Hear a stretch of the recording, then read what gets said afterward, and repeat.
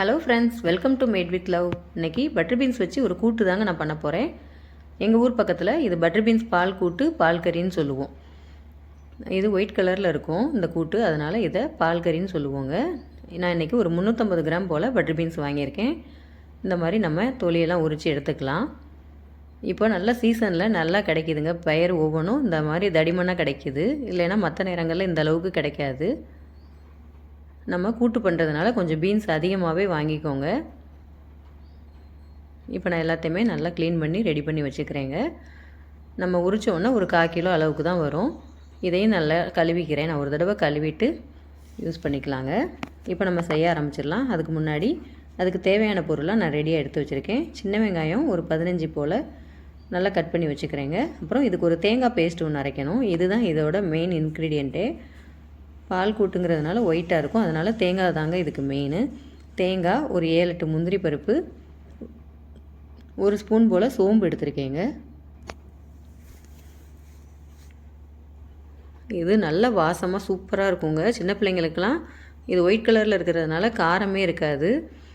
நம்ம விருப்பத்துக்கு தகுந்த மாதிரி தான் காரம் சேர்க்க போகிறோம். ரொம்ப காரம் இருக்காததுனால குழந்தைங்கள்லாம் விரும்பி சாப்பிடுவாங்க. நான் ஒரு ஸ்பூன் போல் கசகசா எடுத்திருக்கேன்.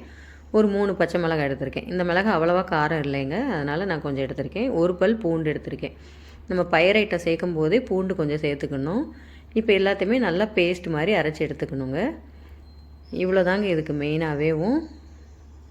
ஈஸியாக செஞ்சு முடிச்சிடலாம். இப்போ நம்ம ஒரு மிக்ஸி ஜாரில் இதை எல்லாத்தையுமே அரைச்சி எடுத்துக்கணும்.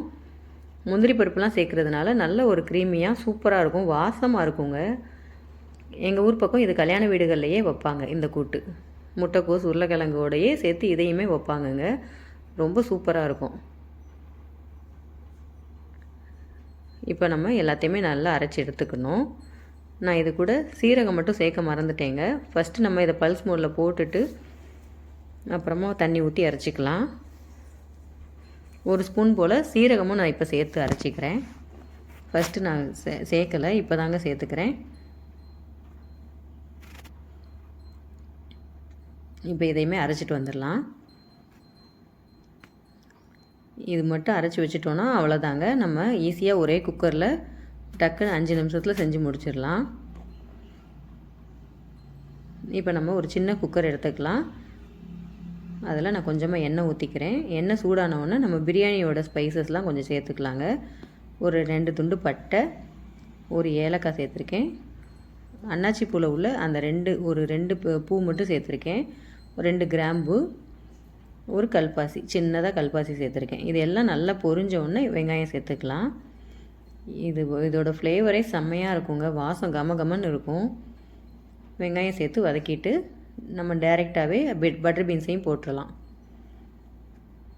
இதுக்கு ரொம்ப ஒன்றுமே பொருள்லாம் ரொம்ப தேவையில்லைங்க. தக்காளி கூட சேர்க்க தேவையில்லை. நம்ம தக்காளி சேர்த்தோன்னா கலர் கொஞ்சம் மாறிடும், அதனால் நம்ம தக்காளியும் சேர்க்க வேண்டாம்.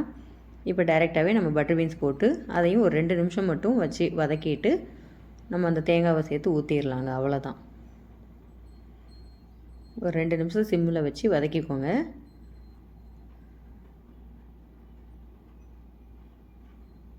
நீங்களும் கண்டிப்பாக இது ட்ரை பண்ணி பாருங்கங்க, செம்ம டேஸ்ட்டாக இருக்கும்.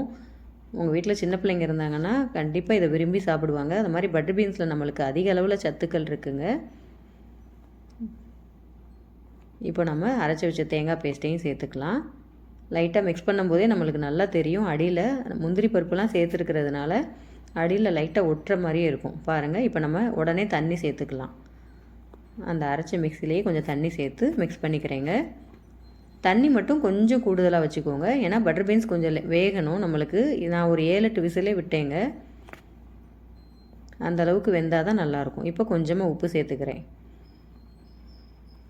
லைட்டாக கிண்டி மட்டும் விட்டுட்டு தண்ணி மட்டும் பார்த்து சேர்த்துக்கோங்க. கொஞ்சம் கூட கொஞ்சமே சேர்த்துட்டு நம்ம குக்கரை க்ளோஸ் பண்ணிக்கலாம்.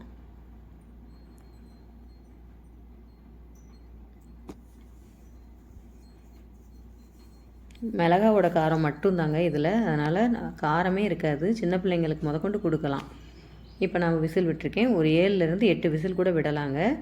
நீங்கள் வேக வச்சுட்டும் பண்ணலாம், இதே மாதிரி பண்ணலாம். பட்டர் பீன்ஸை ஃபஸ்ட்டே வேக வச்சுட்டும் பண்ணுவாங்க சில பேர். பாருங்கள், நான் இப்போ விசில் போனவுன்னு ஓப்பன் பண்ணி பார்க்குறேன். குக்கரை திறக்கும் போதே வீடே அப்படி ஒரு கமகமன் மணந்துச்சுங்க. அந்தளவுக்கு இது டேஸ்ட்டு சூப்பராக இருக்கும். கல்யாண வீடுகள்லேயே வைக்கிறதுனா சும்மா வாங்க, செம்ம டேஸ்ட்டாக இருக்கும். கண்டிப்பாக நீங்களும் இது ஒரு தடவை பட்டர் பீன்ஸ் கிடச்சதுன்னா ட்ரை பண்ணி பாருங்கள். நல்லா ரேட்டு குறையும் போது கூட கொஞ்சம் வாங்கியே வச்சு பாருங்கள். இப்போ நான் கருவேப்பிலை ஃபஸ்ட் டைமும் சேர்த்துக்கலாங்க. நான் இப்போ சேர்த்துக்கிறேன். சூப்பரான சிவகாசி ஸ்பெஷல் பட்டர் பீன்ஸ் பால் கூட்டு ரெடி ஆயிடுச்சு ஃப்ரெண்ட்ஸ். நீங்களும் ட்ரை பண்ணி பார்த்துட்டு எப்படி வந்ததுன்னு கமெண்டில் சொல்லுங்கள். தேங்க்யூ.